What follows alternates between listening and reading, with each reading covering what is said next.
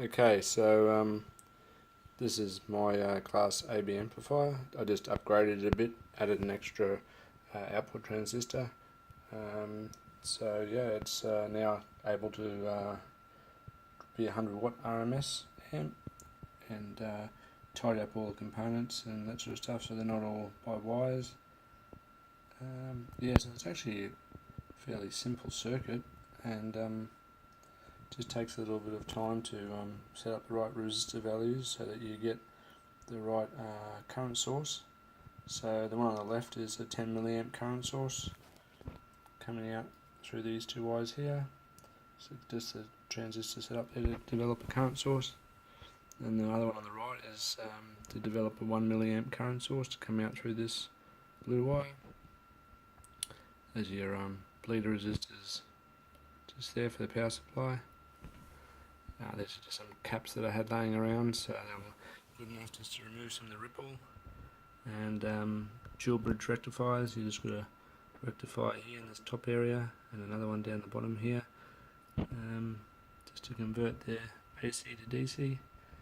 And I've got two of these adapters that I bought from Alltronics. So I've got those ones running.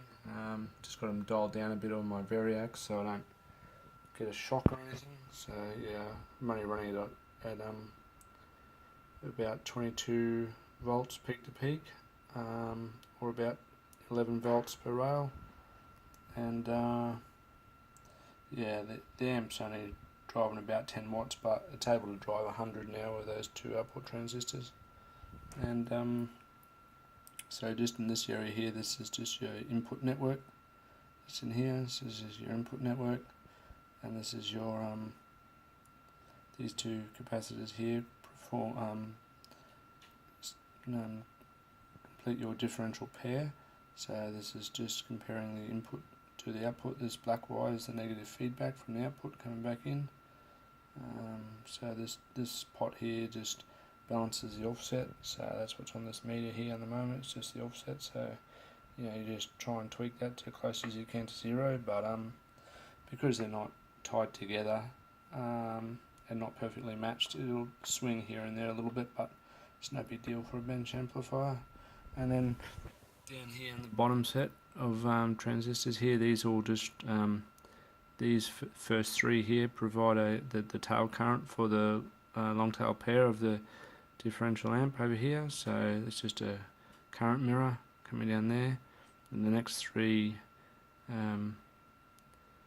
transistors there are for the VAS. So they're just like a Darlington VAS and that sort of stuff. So they're just in a configuration there for a Darlington. And then these next two transistors, this one and this one just here, is the bias for the base of the first set of transistors here on the output. So this one here, another one over here. So this transistor here drives this next one, and then this is the main driver for the two output transistors. And you just do that just to create a lot more input impedance, so you don't load down the circuit with the load associated with the componentry. It just basically doesn't interrupt the signal at all. And yeah, so these are just part of your output resistors there, just to get your biased current on there. So your transistors are just starting to work in the active region. So they're biased at about 37 millivolts across the 33 ohm resistor. I think can't quite remember what the milliamps is on that, but yeah, and then that's it. It's working really well at the moment. Really happy with the performance on just one channel. Just yeah, it's really good.